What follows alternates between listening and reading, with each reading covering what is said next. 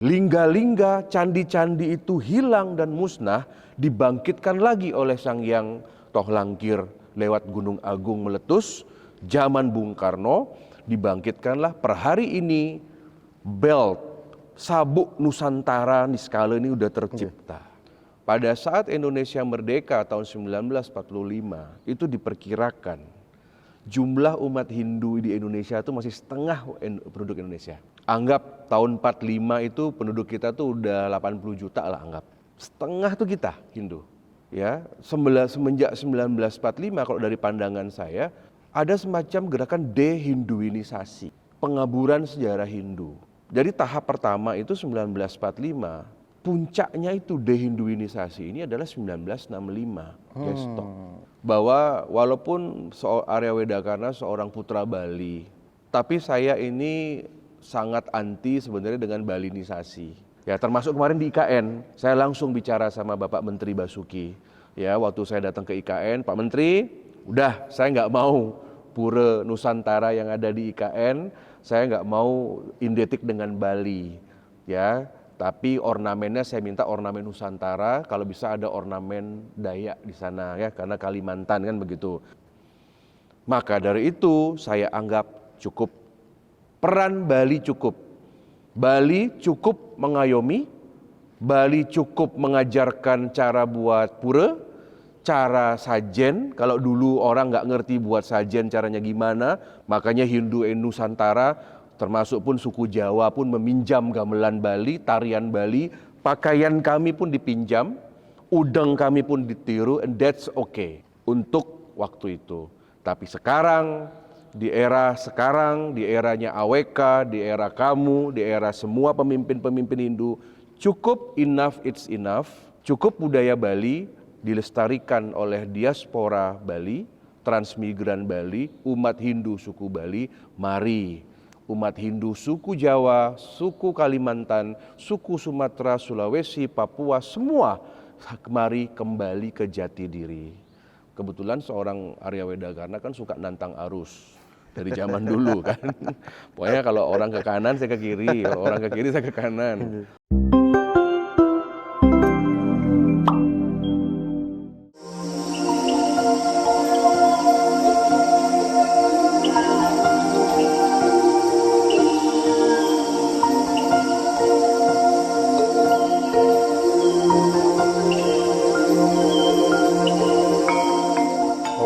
Swastiastu, Rahayu pemirsa Hindu Channel. Dengan suasana yang berbeda pada hari ini, yang menarik pada hari ini adalah keberadaan Hindu Channel yang ada di Bali. Kenapa kami bisa katakan menarik? Pas momennya Hindu Channel ada di Bali, banyak sekali semeton kita yang dari luar Bali, baik itu Jawa, kemudian Sumatera, dan juga dari berbagai daerah, bahkan dari Jambi juga, mereka mengatakan bahwa ketika kami Tirta Yatra ke Bali, di map kami itu kok muncul kayak seperti pura, tapi dengan cat warna putih. Nah, Mas Miko, apakah itu pura? Nah, ini yang menjadikan peran dari Hindu Channel untuk bisa memberitahu langsung apakah yang dikatakan umat itu sebuah pura. Nah, ternyata pada kesempatan hari ini kita berada di Istana Jimbarwana. Berdirinya istana ini menjadi semangat kebangsaan yang berpijak pada nilai-nilai luhur. Didirikan oleh Dr. Sri I Gusti Ngurah Arya Wedakarna sebagai anggota Dewan Perwakilan Daerah Republik Indonesia, yang kita tahu beliau juga sebagai tokoh nasional Hindu. Jimbarwana ini tidak hanya dimaknai sebagai bangunan fisik, tetapi sebagai ruang pejuang ideologis yang menyatukan nasionalisme dan spiritualitas. Om Swastiastu, Aji Arya Wedakarna. Swastiastu. Izin Sehat-sehat kan. Sehat-sehat. Ji, niki mungkin kami nyaru Ji. Iya. Tiba-tiba malam-malam datang, tapi kami juga kaget ada seorang tokoh nasional berani mendirikan hal yang megah seperti ini yang menjadi daya tarik umat Hindu di luar Bali. Nah, Ji, izin kami mungkin menanyakan poinnya langsung karena Ji sangat sibuk sekali. Apa yang sebenarnya memaknai filosofi bangunan yang ada di Jembrana niki, yang bisa dikatakan sebuah istana. Nah, kemudian di dalam perspektif ajaran Hindu itu ada nggak sih Ji yang bersinggungan atau awal mulanya seperti apa seperti itu? Enten Ji. Jadi terima kasih ya Iya, iya. dari Hindu Channel sudah memiliki satu concern. Jadi sebenarnya secara filosofi ya, sebelum saya bicara tentang infrastruktur, Iya, iya. bahwa di dalam filosofi Hindu itu selalu setiap peradaban itu selalu memunculkan anak zaman.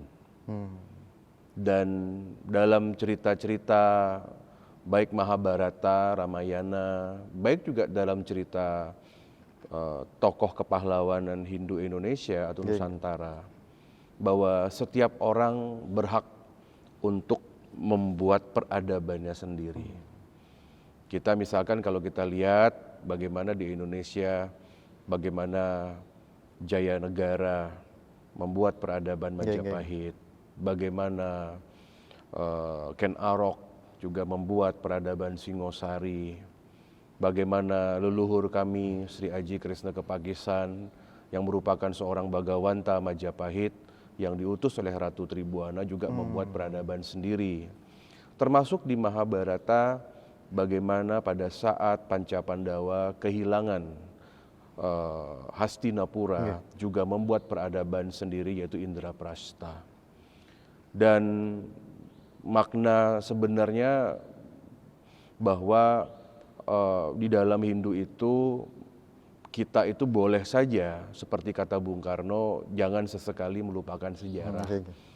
Tetapi kita juga harus mampu untuk bisa melampaui sejarah itu sendiri, yaitu dengan membuat suatu sejarah sendiri, peradaban sendiri yang tentu ada kaitannya kan seperti itu.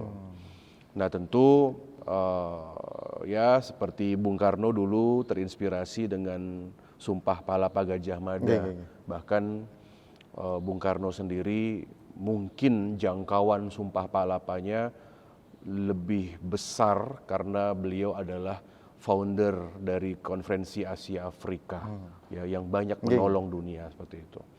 Jadi dari sanalah saya ya sebenarnya sudah dipikirkan dari zaman dulu ya ketika menjadi aktivis di Forum Intelektual Muda Hindu Dharma bahwa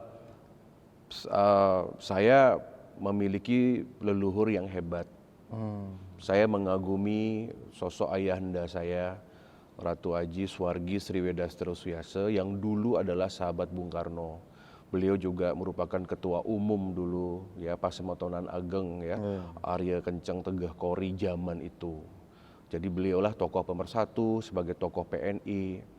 Kemudian beliau seorang nasionalis tapi juga seorang Hindu yang menjadi salah satu founder dari World Hindu Federation dan juga ayah saya juga menjadi salah satu pendiri dari Parisade Hindu Dharma Indonesia tahun 1959. Jadi di dalam darahnya AWK ini ada darah Hindu, keaktivis Hindu, ya. Makanya nggak lepas-lepas dari apapun tentang Hindu. Nah kemudian saya juga mengagumi sosok kakek ya, Ratu Kakyang ya, I Gusti Ngurah Ketut Suyase, yang beliau juga merupakan pendiri lah dari kawasan yang ada, yang dulu merupakan tokoh yang sangat termasyhur ya di Jembrana. Bahkan juga banyak leluhur kami yang sampai menjadi punggawa, adipati seperti itu ya. Dan saya merasa saya harus melakukan sesuatu untuk bisa melestarikan nama beliau kan seperti itu. Nah maka dari itu kebetulan di tempat kelahiran leluhur kami, tempat leluhur ayahanda kami itu di Desa Penyaringan di Kecamatan Mendoyo, Kabupaten Jembrana di Provinsi Bali, di Barat Bali. Saya tentunya menghargai tempat di mana leluhur kami dilahirkan. Nah, jadi dulu bangunannya sangat sederhana yang merupakan pesanggerahan kecil ya. Kemudian di era saya lah akhirnya terrevitalisasi. Jadi kita sebenarnya bukan membangun baru, memang sudah ada tapi kita revitalisasi. Nah, jadi di Istana Agung Jimbaruana ini bermakna Jimbaruana ini kan hutan yang sangat luas.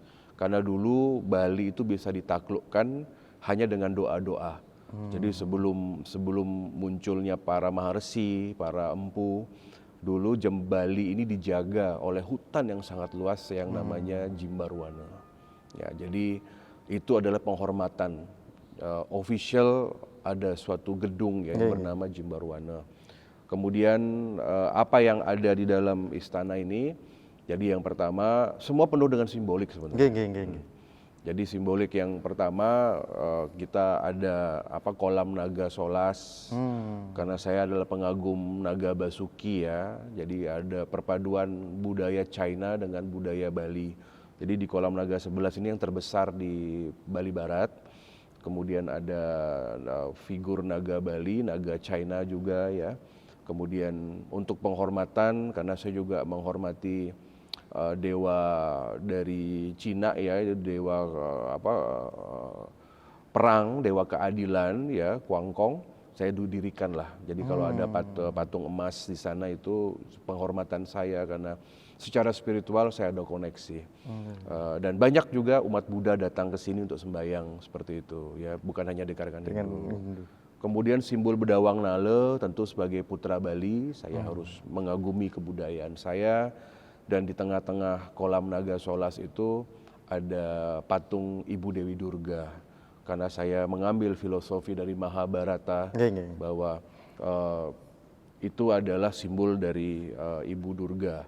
Nah kemudian ada ruang-ruang keluarga, ya ada ruang istirahat kami, ada perpustakaan, ada ruang tamu, dan ada juga guest room di sini ada beberapa, karena beberapa pada saat ini di establish ya, itu juga saya juga mendapatkan satu berkah karena Istana Agung Jimbaruana ini juga diresmikan atau disahkan oleh 3 raja utama di Bali, yaitu yang pertama Ide Dalem dari Puri Agung Klungkung, Raja Klungkung, kemudian dari Ide Anglurah Tabanan dari Puri Agung Tabanan, dan kemudian yang ketiga dari Ide Penglingsir Puri Agung Denpasar. Ya, jadi kebetulan saya sebagai penglingsir atau tetua dari keluarga keturunan Raja Badung yang pertama, jadi Sri Gusti Tegeh Kori menjadi penglingsir. Kita memiliki Tedung Semoton ya 3 puri itu. Kita juga memiliki, saya juga membangun Padmasana ya, dengan konsep yang menurut saya mungkin agak sedikit Jawa ya, karena agak sedikit candi. Ya, jadi bukan Padmasana tipe Bali, tapi agak Jawa, ada Garuda Wisnu, menten naga basuki, yang indetik kalau buat saya itu kayak candi-candi di Jawa. Ada pavilion juga seperti itu. Nah, jadi terintegrasi semua, dan yang uniknya bahwa di tempat ini pun kita sandingkan 2 kebudayaan Hindu yang paling besar di Nusantara, yaitu Majapahit dan Pajajaran. Nah, makanya letak dari Istana Agung Jimbaruana ini saya namakan Jalan Pajajaran, untuk menghormati dari budaya Prabu Siliwangi. Tapi ballroom ini kita namakan Ballroom Sri Wilwatikta Tegeh Kori Kresna Kepakesan. Ini adalah ballroom Majapahit seperti itu. Nah, jadi lebih banyak mix campuran ya, karena saya mengagumi budaya Cina seperti itu ya. Dan di sini pun koleksi-koleksi kami itu terpilih ya. Memang koleksi-koleksi sejarah ada di Istana Mancawarna di Tampak Siring. Kemudian di sini ada beberapa yang koleksi-koleksi yang bersifat khusus yang saya tempatkan. Jadi ini sebenarnya ini adalah kediaman resmi kami, official residence. Ya, jadi ya semoga dalam waktu dekat semeton umat yang mau datang ke Bali ya, mungkin doalah Pak Prabowo benar-benar berkomitmen untuk membangun jalan tol ya, sehingga akses dari Gilimanuk ke Denpasar itu akan lebih cepat ya. Kan kita akan mulai di tahun 2026 ini rencana negara seperti itu. Jadi kawasan ini akan menjadi kawasan Bali baru nantinya, seperti itu. Yang kita from the scratch. Jemberana ini kita akan desain menjadi wilayah yang dari awal tuh ditata. tidak seperti selatan, ya, tidak seperti Badung dan Pasar Gianyar yang mungkin sekarang sudah ramai, tapi sekarang Jemberana nanti akan menjadi kawasan yang luar biasa. Seperti itu. Ini menarik, Niki. Artinya bahwa konsep kepemimpinan spiritual yang ada di istana, yang ada di Jemberana niki sudah didasari oleh konsep kepemimpinan spiritual niki, Ji. Kalau pandangan Haji, bagaimana umat Hindu yang ada di luar Bali ketika memang bisa menjaga sebuah pondasi spiritual kepemimpinannya? Ini kan artinya banyak peninggalan, banyak sejarah di titik istana Jimbarwana niki. Bagaimana dengan yang di luar Bali niki, Ji? Kalau kita berbicara di luar Bali, Haji sampun berhasil sebagai tokoh nasional yang membuktikan bahwa berdiri berada di Jemberana yang tidak semegah seperti di Badung, Denpasar dan lainnya seperti itu.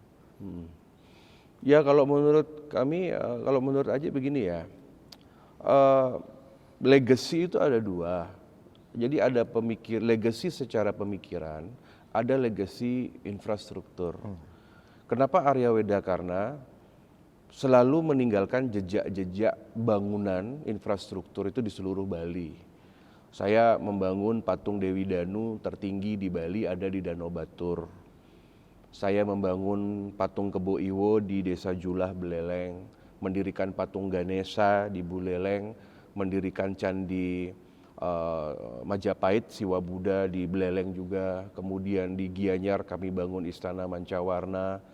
Di Denpasar kami juga membangun beberapa museum Soekarno, termasuk juga institut-institut yang berbau Pancasila dan Marhainisme.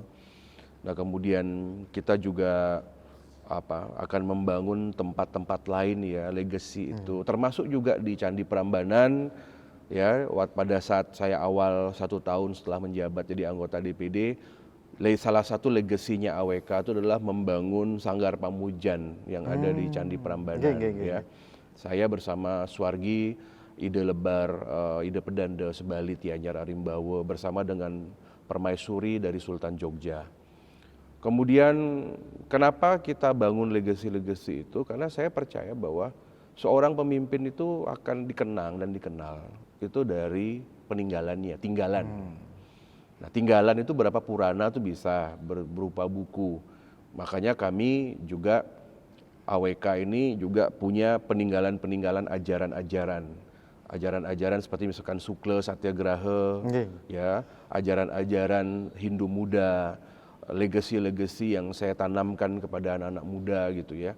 Nah kemudian legacy ya berupa fisik itu ya udah ini. Saya dari umur 24 tahun, saya ingat pertama kali peninggalan fisik yang saya bangun itu adalah patung Ganesha yang tertinggi di Bali yang ada di Lovina. Nah jadi saya merasa itu beriringan karena sama seperti Bung Karno atau pahlawan-pahlawan dunia lainnya ya, atau dulu mungkin di zaman Mahabharata atau di zaman Majapahit dan Pajajaran. Bayangkan jika leluhur saat itu tidak membuat bangunan fisik, nggak akan ada sejarah kita. Jika tidak ada prasasti batu tulis. Makanya sekarang di seluruh Bali cukup banyak prasasti Wedakarna. Saya berikan ke pura-pura, saya berikan ke mana-mana seperti itu. Karena di sana tercantum begitu. Jadi buat saya bukan pingin dikenang, enggak. Cuman saya ingin memberikan teladan bahwa saya hanya melakukan apa yang leluhur saya lakukan dulu. Nah, contoh bagaimana Istana Agung ini. Ini memang istana yang ya mungkin 99% adalah bentuknya Eropa. Karena saya kan pengagum, ya pernah sekolah di luar negeri kan gitu ya. Dan memang buat saya untuk menjadi sesuatu yang dikenang itu harus ada yang berbeda. Kebetulan seorang Arya Wedakarna kan suka nantang arus dari zaman dulu kan. Pokoknya kalau orang ke kanan saya ke kiri, kalau orang ke kiri saya ke kanan. Maka dari itu ya udah, sebenarnya ini istana ini sebenarnya terinspirasi itu dari Istana Bogor sebenarnya. Oh, nah, Istana Bogor ya. Jadi pilar-pilar semua, chandelier, kristal semua tuh ada wayangan. Ini wayangan ini persis kayak di Istana Presiden. Dan semua mungkin karena dari dulu saya suka keluar masuk Istana Presiden dari zaman presiden awal ya reformasi ya. Sampai sekarang kemarin juga Pak Prabowo, saya mondar-mandir istana, ada acara gitu. Saya ngagumi gitu loh. Nah, jadi nggak tahu. Jadi seorang RWK ini konseptor, saya juga seorang arsitek. Jadi walaupun dan kemudian kalau dilihat tadi garden semua, ya saya juga seorang landscape. Saya juga seorang menggagas patung. Jadi walaupun seorang doktor sospol ya, politik gitu ya. Itu ya multi talenta sebenarnya. Tapi kalau bisa di depan itu tetap suasana sejuk seperti itu, Ji. Kalau di Bogor itu kan ciri khasnya adalah pohon yang besar-besar di pinggir jalan, ya bersih, gitu. Kalau ini langsung kita melihat ladang, sawah, gitu. Bagus ya, jadi memang itu area persawahan. Memang desain gitu ya. Jadi apa namanya? Buat saya ya udah alami aja kan gitu ya. Nah, Aji, yang bagaimana pandangan Aji ketika berada di sering Aji kita lihat wirawiri di daerah-daerah, tidak hanya di Bali saja, walaupun Aji sering juga kemarin menangani permasalahan umat yang ada di luar daerah, kemudian hadir ke situs-situs. Sebenarnya bingkai NKRI ini kalau menurut Aji untuk bisa mewakili Hindu, seharusnya NKRI ini ada nggak sih Ji, konsep khusus yang khusus untuk Hindu, bahwa di Jawa apa yang mau ditonjolkan, di Bali apa yang mau ditonjolkan, dan di Kalimantan keharingan, buru dan lain sebagainya. Karena di kondisi kehinduan kita tidak ada satu Yang seragam. Okay. Sebenarnya ini yang sedang saya jalankan ya, terutama ketika datang ke daerah-daerah seluruh Indonesia. Bahwa walaupun Arya Wedakana seorang putra Bali, tapi saya ini sangat anti sebenarnya dengan Balinisasi. Saya orang yang menolak Balinisasi. Balinisasi di Indonesia ini saya rasa cukup. Jadi sebenarnya jangan terlalu sentimen juga sama budaya Bali, karena budaya Bali ini cukup berjasa untuk menyelamatkan budaya Hindu Nusantara. Berjasanya itu, jadi gini sejarahnya, anak muda harus tahu, semeton harus tahu ya. Dulu kita percaya, ini kata orang-orang tua, ya dulu leluhur kami suka cerita, kamu tahu nggak, pada saat Indonesia merdeka tahun 1945, itu diperkirakan jumlah umat Hindu di Indonesia itu masih setengah penduduk Indonesia. Anggap tahun 45 itu penduduk kita tuh udah 80 juta lah anggap. Setengah tuh kita Hindu. Kejawen, apapun itu. Ya. Nah, itu kita bisa lihat dari video-video dan foto-foto. Dari zaman sebenarnya pun pada saat zaman kekuasaan pasca Sandiakalaning Majapahit ya, Sirno Ilang Kertaning Bumi, pada saat munculnya kerajaan-kerajaan Islam. Itu Indonesia ini juga sangat Hindu. Kita lihat aja itu. Perempuan-perempuan masih berkebaya, zaman Belanda, ya masih sajen, masih semua lah. Jadi benar-benar kayak old Bali, kita lihat seluruh Indonesia. Termasuk pun misalkan daerah-daerah Sumatera, pahlawannya, ya bagaimana kita melihat Cuk Nyadin dari Aceh misalkan, ya kita melihat sultan-sultan. Semua itu masih sangat kental suasana Nusantaranya begitu loh. Itu baru abad-abad 18-19. Jadi muncullah yang namanya suatu gerakan ya semenjak 1945, kalau dari pandangan saya ada semacam gerakan dehinduinisasi, pengaburan sejarah Hindu. Jadi tahap pertama itu 1945, puncaknya itu dehinduinisasi ini adalah 1965, Gestok. Gestok ini walaupun kita waktu itu sejarah mengenal kita ada kita melawan komunis, melawan PKI, tetapi sebenarnya gerakan awal munculnya Orde Baru itu ditumpangi oleh yang namanya suatu misi lain. Apa misi itu? Memberangus orang-orang aliran penghayat kepercayaan. Jadi dulu korban PKI itu yang saya dengar dari para saksi sejarah leluhur almarhum gitu ya, Itu kalau ada semacam dukun, kayak Balian, ada yang pakai ritual keris, ada yang bunga-bunga dupa, itu habis itu, potong-potong semua itu. Jadi termasuk di Bali itu terjadi. Di Bali itu mungkin kalau tidak ada kejadian Gestok, mungkin penduduk Bali sekarang bisa 7 juta. Karena waktu kejadian G30 SPKI diperkirakan 100.000 orang Hindu Bali loh, spesifik nih Hindu Bali ini dibantai. Itu karena luar biasa propaganda dan genocide yang paling besar di Indonesia di era modern itu adalah Bali di G30 SPKI ini. Jawa pun lewat ya. Kejadian yang di Kalimantan aja itu lewat ya, diperkirakan. Bali itu luar biasa dan itu berlangsung 2 tahun antara 65 sampai 67 kalau nggak salah. Nah jadi saya juga melihat bahwa ketika pasca 65, 71 politik Indonesia ini sudah normal, sudah stabil di bawah pemerintahan Pak Harto. Ini yang tercecer ini, Blitar, Tengger, Kaharingan, Batak Karo, semua yang tercecer ini kan masih belum mampu menunjukkan jati dirinya karena ada ketakutan. Gitu. Di sanalah peran Bali. Jadi Hindu Bali itu datang dan mengayomi. Makanya Hindu Kaharingan datanglah ke tokoh-tokoh Bali saat itu untuk mendeklarasikan Dayak Kaharingan menjadi bagian Hindu Indonesia.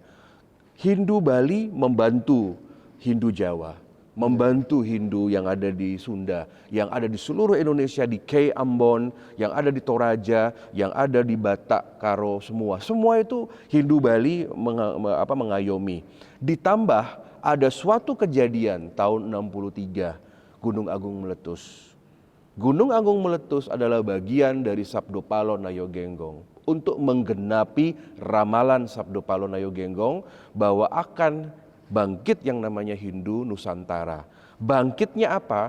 Dengan memindahkan manusia Hindu secara tidak langsung dari Pulau Bali ke seluruh Indonesia lewat program transmigran. Ketika orang Hindu sudah ada di seluruh Indonesia, maka dilahirkanlah Jagat Nate yang ada di seluruh pulau. Sekarang per hari ini 38 provinsi sudah punya Jagat Nate. Jadi 500 tahun lingga-lingga, candi-candi itu hilang dan musnah, dibangkitkan lagi oleh Sang Hyang Tohlangkir lewat Gunung Agung meletus, zaman Bung Karno, dibangkitkanlah per hari ini belt sabuk Nusantara Niskala ini udah tercipta. Maka dari itu saya anggap cukup, peran Bali cukup. Bali cukup mengayomi, Bali cukup mengajarkan cara buat pura, cara sajen. Kalau dulu orang nggak ngerti buat sajen caranya gimana, pejati, penjor nggak ngerti bagaimana, kemudian mungkin mereka tidak mengenal gamelan. Makanya Hindu Nusantara termasuk pun suku Jawa pun meminjam gamelan Bali, tarian Bali, pakaian kami pun dipinjam, udeng kami pun ditiru, and that's okay untuk waktu itu. Tapi sekarang, di eranya AWK, di era kamu, di era semua pemimpin-pemimpin Hindu, cukup, enough, it's enough. Cukup budaya Bali dilestarikan oleh diaspora Bali, transmigran Bali, umat Hindu suku Bali. Mari umat Hindu suku Jawa, suku Kalimantan, suku Sumatera, Sulawesi, Papua, semua mari kembali ke jati diri. Makanya saya menolak kalau ada proposal misalkan membangun pura di provinsi A pakai ornamen Bali, saya bilang jangan dulu. Ya, termasuk kemarin di IKN, saya langsung bicara sama Bapak Menteri Basuki. Ya, waktu saya datang ke IKN, Pak Menteri, udah, saya nggak mau pura Nusantara yang ada di IKN, saya nggak mau identik dengan Bali, ya. Tapi ornamennya saya minta ornamen Nusantara, kalau bisa ada ornamen Dayak di sana, ya, karena Kalimantan kan begitu. Cuman ada satu tinggalan yang harus dilestarikan oleh kita semua, Gak apa-apa, boleh dipinjam, boleh dipakai, dan mari kita komitmen satu ciri pemersatu Hindu Indonesia selain Hari Raya Nyepi, yaitu apa? Padmasana.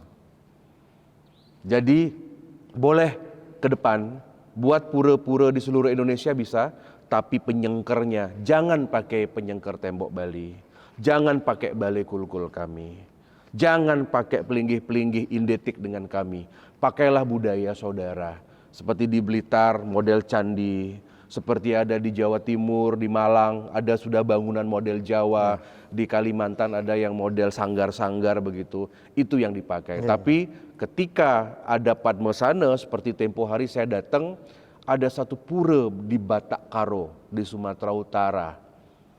Semua warganya Batak, tapi ada simbol Padmasana, dan Padmasana itu adalah lingga yang diukir. Nah, itu kita jadikan Padmasana sebagai pemersatu.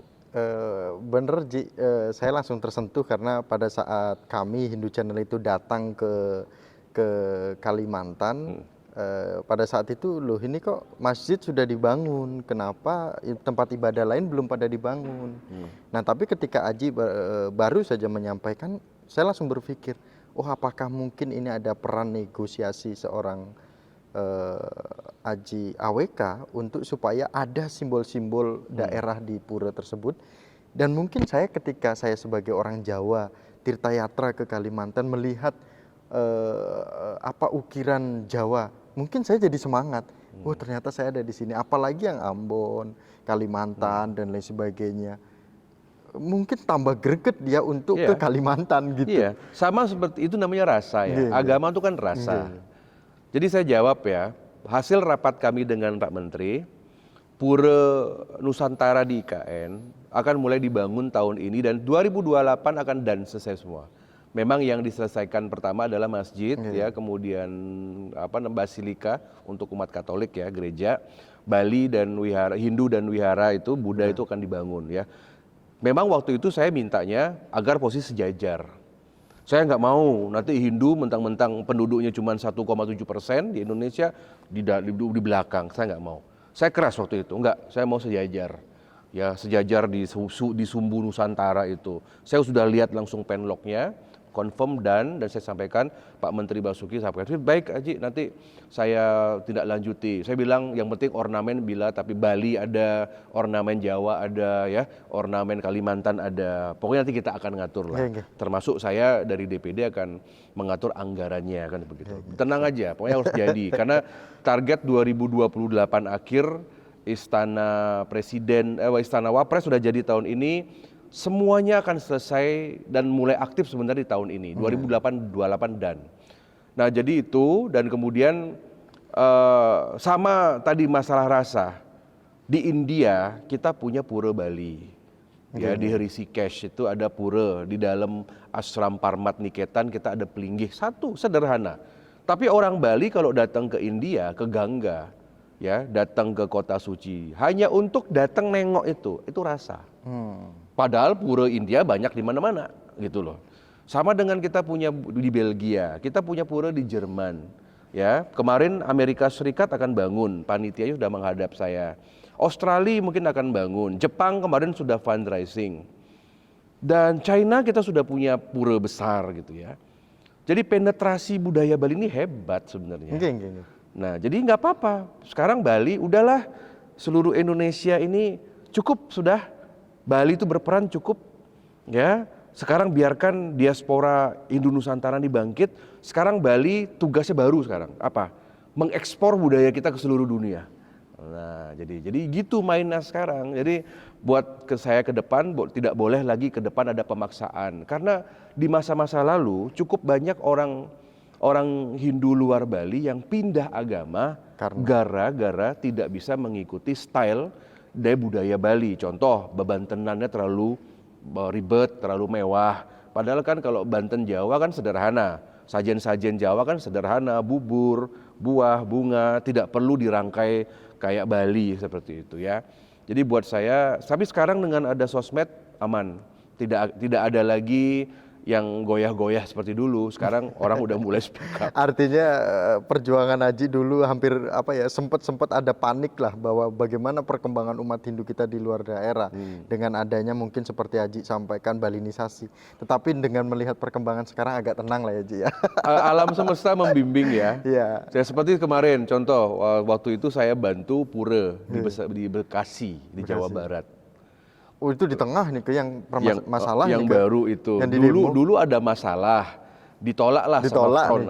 Pura umat Hindu yang cukup besar, kita sudah punya tanah, tapi ditolaklah sama front pembela agama. Saya turun waktu itu, saya rapatkan di kantor bupati. Nggak bisa, ini sudah syarat sudah semua penuhi, akhirnya bisa. Dan waktu itu saya menyumbangkan lingga, karena saya curiga, kenapa kok ada masalah? Karena menurut saya sebelum kita membangun itu, kita harus ada kesepakatan dulu sama Dewi Sri, Betara Sri. Kesepakatan itu matur piuning.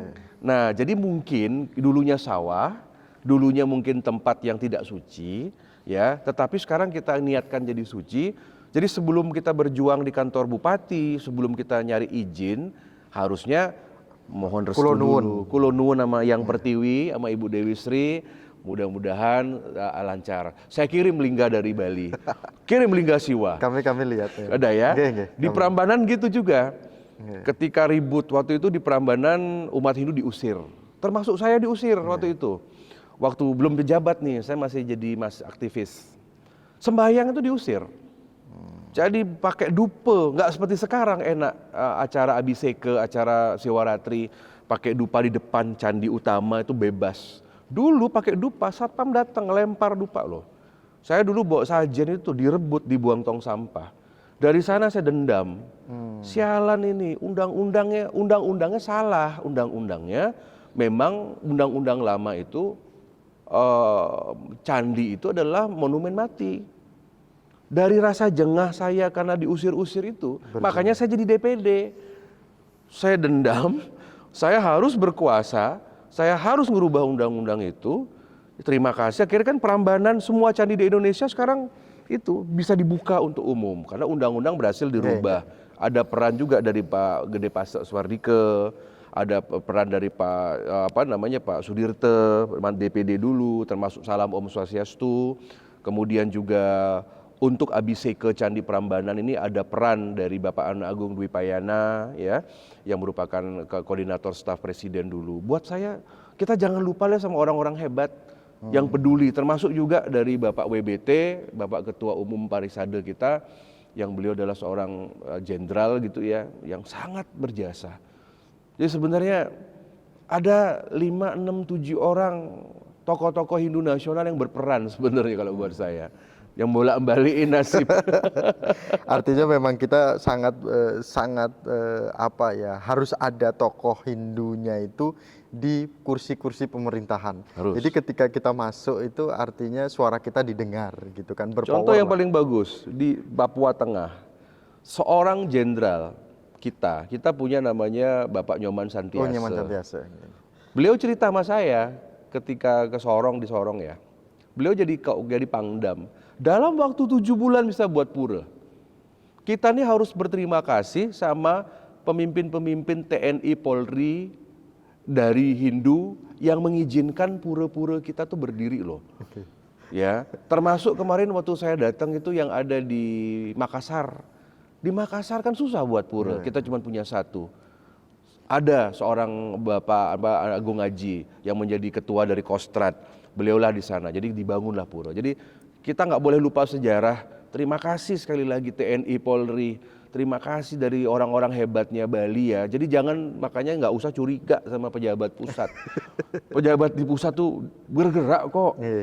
Gunung Salak itu kan ada karena persatuan Hindu di elit ya, begitu. Siap, Haji, ini luar biasa. Kemudian Ji, Niki dengan melihat Miku suasana seperti ini, legasinya jelas, kemudian umat Hindu juga akan kemungkinan besar setelah podcast ini akan banyak umat Hindu yang hadir ke sini. bagaimana harapan Aji, kemudian pesan Aji kepada umat Hindu yang ada di seluruh Indonesia, baik secara generasinya, kemudian sesepuhnya, baik secara ritualnya, dan bahkan semangatnya untuk saling mendukung antar etnis, kemudian jangan lupa juga SDM untuk pendidikannya juga seperti apa, sebagai simbol budaya spiritual apa namanya Istana Jimbarwarna ini sebagai nasionalismenya. Ya, jadi ke Aji sebagai penggelingsir ya, memang pada saat ini diresmikan ya, jadi diresmikan kebetulan pada saat hari jadi, hari lahirnya Aji ya, tanggal 23 Agustus 2025, jadi tepat saya umur 45. Jadi kalau kita lihat semenjak itu sampai hari ini saya buka tempat ini. Saya sudah ada staf-staf di sini yang menjaga. Saya buka istana ini, ya ada yang mau foto, ada yang beracara seperti kemarin anak-anak sekolahan dari TNI ada acara juga di sini. Saya silakan ya, semuanya free of charge, semuanya silakan manfaatkan saja. Jadi itu adalah kontribusi Aji. Kalau dilihat dari Jembrane ada sebuah simbol. Saya merasa bangga bahwa tanpa menggunakan uang orang, tanpa menggunakan APBD, APBN, saya bisa membangun loh sendiri nih. Karena AWK kan gengsinya besar, dimanapun istana yang saya bangun, di Tampak Siring, di Jimbarwane, patung-patung, semua museum-museum, itu nggak pakai uang orang. Itu semua dari our heritage begitu. Jadi itu pride saya di sana. Ya, saya nggak ngerepotin orang, saya nggak membebani negara. Yang nomor 2, bahwa jadikanlah Istana Agung Jimbarwane ini sebagai simbol Hindu di peradaban modern gitu loh. Anggap ini ada peradaban generasi Z, anak-anak muda, anak-anak kami di seluruh Indonesia, ini ada loh. Oh di zaman generasi Z ada simbol baru. Dulu juga mungkin di zaman Pak Jokowi dibangun IKN, di zaman AWK di Bali ada istana seperti ini. Dan semoga nanti anak-anak muda yang lain terinspirasi kan begitu ya. Jadi harus ada. Kemudian yang selanjutnya persatuan itu penting. Sekarang saya termasuk orang yang optimis bahwa keberadaan generasi muda Hindu, baik generasi Z, generasi A nantinya, atau mungkin generasi milenial ya yang macam saya ini akan tambah bersatu. Mereka akan semakin cair sama perbedaan. Ini kan yang sebenarnya yang bermasalah ini kan orang-orang tua aja ya. Orang-orang tua sebenarnya yang mungkin pikirannya masih kolot, konservatif dan mungkin masih fanatik begitu. Bukan hanya di Hindu loh, di seluruh agama, di seluruh suku. Saya bergaul sama banyak orang, oh kayaknya generasi muda ini kok dia cair. Lihat aja contoh misalkan ketika ada lebaran ya, ada war takjil gitu kan enak gitu kita ngomongnya. Kemudian ada yang lain-lain juga pas Natalan kemarin, pada saat Imlek kemarin itu orang cair bener begitu. Oh saya optimis bangsa Indonesia ini akan tambah maju seperti itu ya. Pokoknya yang penting bersatu, Waisudawa Kutumbakam, dan sederhana aja Miko. Waisudawa Kutumbakam, semua saudara ya. Tatuam Asi, aku adalah kamu, kamu adalah aku. Kemudian yang paling sering dilupakan itu apa? Trikaya Parisuda. Berpikir yang baik, berkata yang baik, berbuat yang baik. Dan saya lihat anak-anak muda di Hindu Channel ini termasuk orang yang konsisten melaksanakan Trikaya Parisuda. Berusaha. Bener, saya puji loh. Karena gini nih, karena Anda semua ini anak muda, terlepas dari sekat-sekat apapun ya, sekat background semua, pokoknya kalau ada yang bagus, Anda liput. Ada yang apresiasi, ada liput, itu kan karakter baik.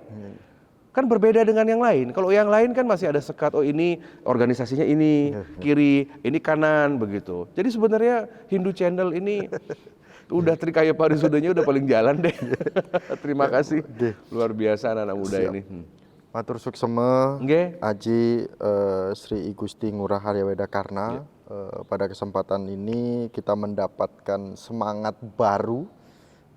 Kalau video yang sebelum-sebelumnya itu kan berbeda topiknya.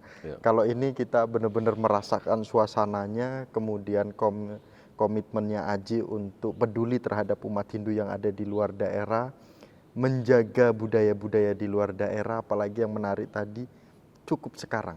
Bali cukup mengayomi. selebihnya kita lepas bagaimana mereka mau berkembang. Mereka sudah punya semangat ini. Statement inilah yang sebenarnya Hindu Channel tunggu-tunggu. Dan hari ini terbukti bersama dengan Aji AWK, matur suksema Ji. Nggih. Nanti kami izin melihat suasana Silakan. Istana Jimbarwananya. Kemudian nanti kami tayangkan di Hindu Channel. Ji. Boleh, ya, terima Oke. kasih Baja. Nanti kalaupun memang dari kami sebagai anak muda ada kekeliruan di konten-konten selanjutnya, mohon bisa di WA Ji, diingatkan kami dan bahkan mungkin dikasih ide-ide Ya.